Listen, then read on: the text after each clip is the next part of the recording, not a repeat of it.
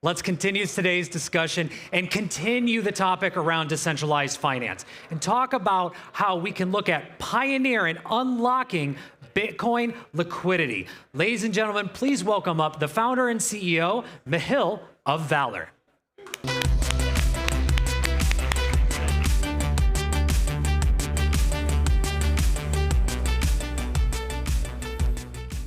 Mic check. Yeah. Hey friends, lots of familiar faces here today. Welcome to the future of Bitcoin.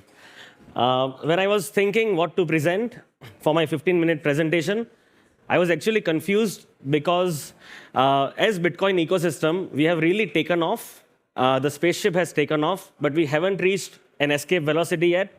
And we also haven't escaped the atmosphere yet. So we are kind of in a very interesting position right now, where we are seeing a lot of interest from a lot of builders who want to build in Bitcoin. There are lots of investors who have invested in Bitcoin projects, which are or might not be going anywhere. But there are still a lot of investors who want to invest in Bitcoin. So we are kind of in middle.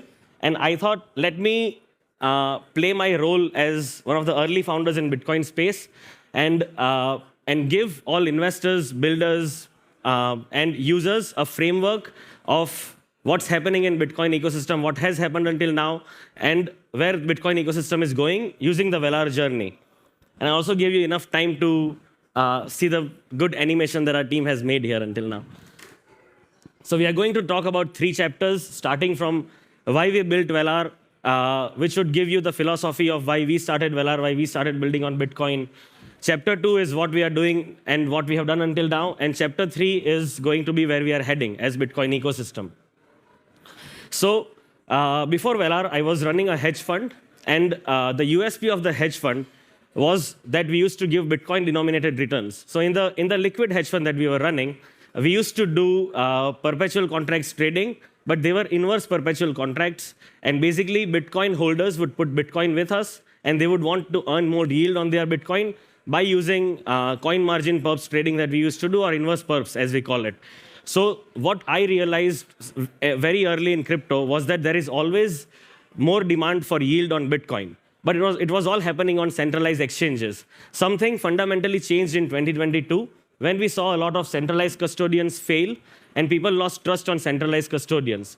And there was only one other option in DeFi, where you would have to bridge your Bitcoin to something else, some other ecosystem like Ethereum or Solana, but that was also not very trusted. So the fundamental solution to this, and a lifetime solution for this, was to build applications using infrastructure on Bitcoin natively, where people can put Bitcoin in native secure Bitcoin environment and earn yield on top of it. But when we looked at Bitcoin L1, of course, the problem statements on Bitcoin L1 are it doesn't have any programmability. There is limited block space on Bitcoin L1. And we talked about the third problem, which was it wasn't a case where you would want to take Bitcoin away from the native secured Bitcoin environment. So the only solution at that time was to look for L2s, look for sidechains, and build on top of them.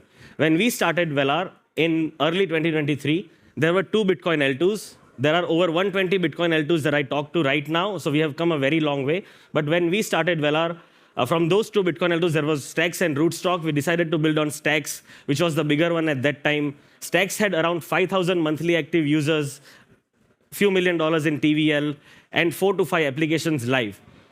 So when we thought what we should build and what should be our timeline, at that time, I was actually reading around the best business book I've ever read in my life that's called Bhagavad Gita, and around it, and I read this quote somewhere.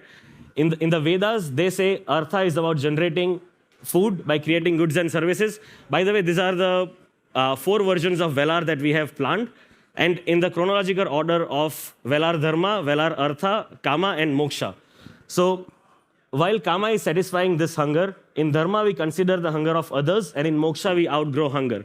We decided to do Velar Dharma first, in which, as it's read here, we consider the hunger of others. We had to build simple DeFi protocols and simple DeFi products, without which there wouldn't even be possible to test if Bitcoin ecosystem would scale or work. So we literally just set out and built a simple AMM through the roadmap that we created. In 2023, we wanted to build the foundation. In 2024, we wanted to see where the ecosystem is and try to build scaling applications. And 2025 is, of course, we'll see where it goes. But the first version that we had, Velar Dharma, we started building simple products where we would, at least us, users, investors, was able to test if Bitcoin ecosystem is really viable, if it's really viable to build applications and for users to use applications on top of it. So we built a simple AMM, and then we started building few more products.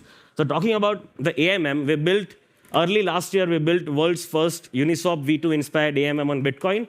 And we were still self-funded at that time. We didn't know where we would be in a year or in 6 months from now. But we did an incentivized testnet, and we got over 100,000 users on our testnet within a few weeks, which was the click for us, especially because we knew that there is a demand from institutions that they want to earn yield on Bitcoin. But for the first time, we saw that even retail wanted to earn yield on their Bitcoin holdings, or retail wanted to use Bitcoin-specific applications. So the AMM is very simple. It's same as Uniswap with good user experience. Orange is the color we chose, of course, because of Bitcoin.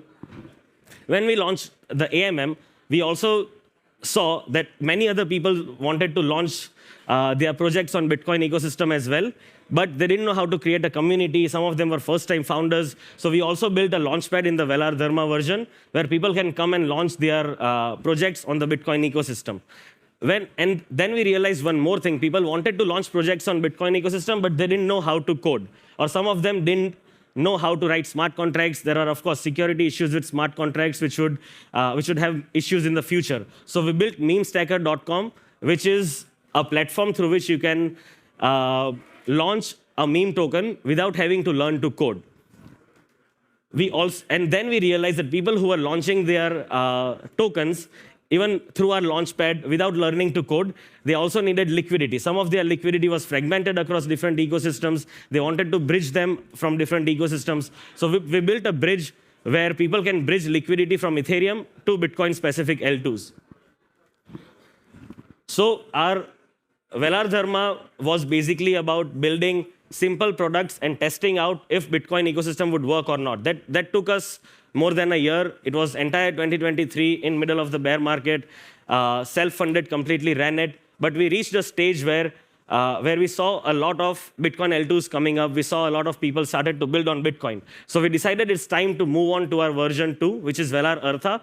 And according to the code that we saw, Velar Artha is really building goods and services, which means it's kickstarting the economy. So this Velar Dharma version products are good enough to test, but they wouldn't kickstart the Bitcoin ecosystem and make it reach a stage where it would be really intriguing and interesting for millions of users or institutions to come in. So we decided to build Velar Artha as the world's first PerpDEX on Bitcoin. And the philosophy of us building a PerpDEX on Bitcoin was very specific and personal to me. As I said, I was running a hedge fund, and we used to trade perps before. And what I realized from that is that as of today, more than 80% of entire world's crypto transactions happens on perps, which means that the price discovery of Bitcoin happens on perps as well. But those perps are on centralized exchanges, and the ethos with which Bitcoin was created in the first place was to be decentralized, was to have everything on the Bitcoin ecosystem itself. So the philosophy of this was that not just the price discovery of Bitcoin should happen on native Bitcoin ecosystem itself, but apart from it, also it's very important. PerpDEX itself is very important because it consists of most volume in the entire space. And also, if you want to kickstart not just one product, but the whole ecosystem, where there are products like lending, there are option markets, there are money markets, there are DEXs and PerpDEXs, you need to understand lending works great when there is good yield, but where does the yield come from?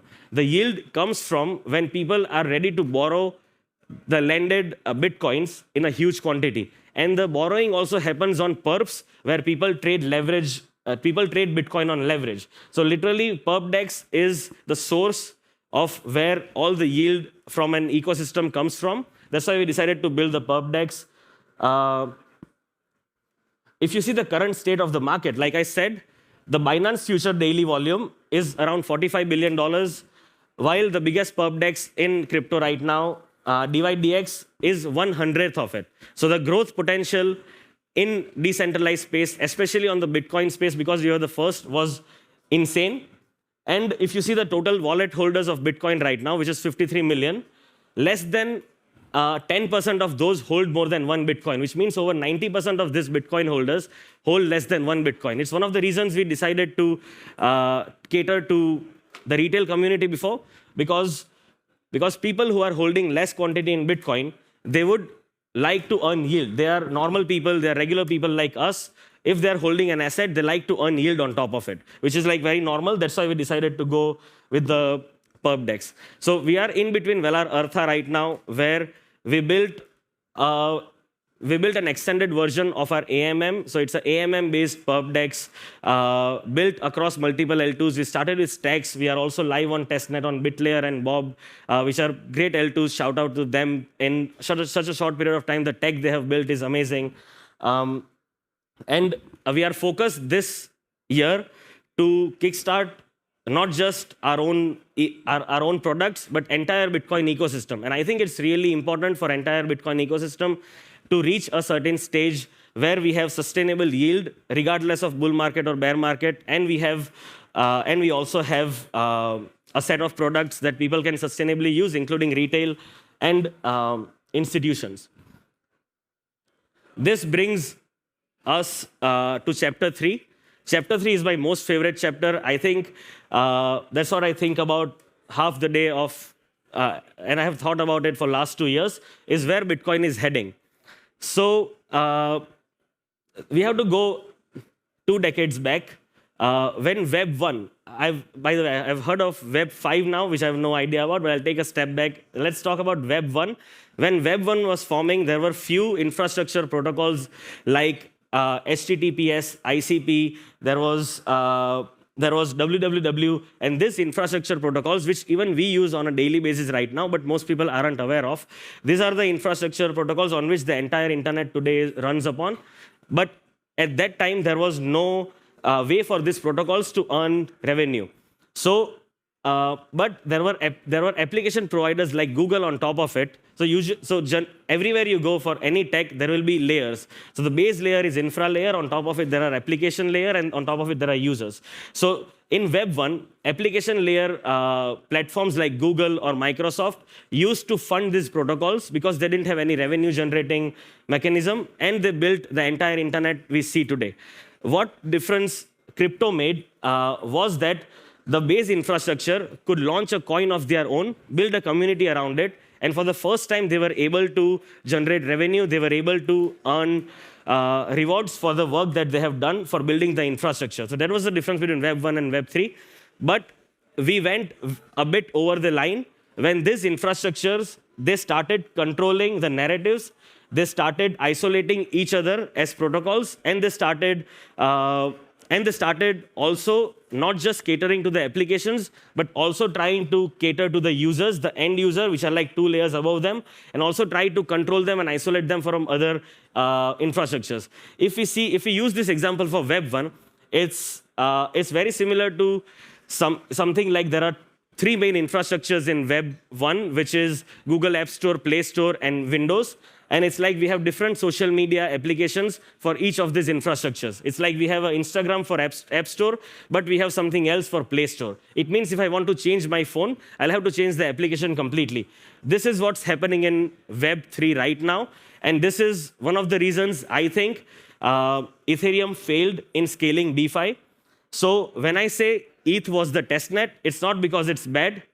I don't think I'm audible. I said ETH was the testnet. Am I audible enough? ETH was the testnet. So when I say ETH was the testnet, it's not because I hate ETH. It's because we have to learn from the mistakes we made while building DeFi on ETH. And we don't have to repeat it in Bitcoin because we have a chance. Because we have a chance right now before we are too late. So how I feel, by the way, I hope you like the animation again. So this is the vision I personally have for, it's not for Velar, I wrote it, the Velar vision, but it's for entire Bitcoin ecosystem. It can take 5 years, 10 years, 20 years, I don't know. But how I look at Bitcoin ecosystem to evolve is that when any user, be it an institution or be it retail, when they come with their Bitcoin holdings to earn yield, there are hundreds of applications and hundreds of ways to earn yield. Of course, any yield-generating product will come with a certain amount of risk. So there is no such thing as no risk, only yield product. But there will be so many yield-generating products like the AMM we discussed about, like the bridge we discussed about, like the PerpDEX that we are building. There are so many other products which some of our friends are building. But these products should be the one that are catering to users. And for the users, the user experience should be so simple and so easy, they shouldn't even care about which infrastructure they are going on. So I don't know how this will happen. The technology is still too far. But probably in future, there will be users with user profiles. There will be institutions transferring 5,000 Bitcoin in one go. There will be retail trying to leverage with 0.0005 Bitcoin. And these all users will have different risk profiles. They will have different needs. And probably applications like Velar in real time will choose which L2 or which infrastructure works best for them, including because there will be different L2s with different use cases. There will be different L2s on Bitcoin who are focusing on different things. Some will be focusing on security more. Some will be focusing on latency more. Some will be focused on faster transactions. It can be anything. But it is the application's job, not the infrastructure's job, to cater to these users and to give the best user experience. And the best user experience doesn't come from isolation of infrastructures. It doesn't come by fragmenting liquidity just because an infrastructure doesn't want to interact with other infrastructure. So we need to focus on the third layer, which is the application layer.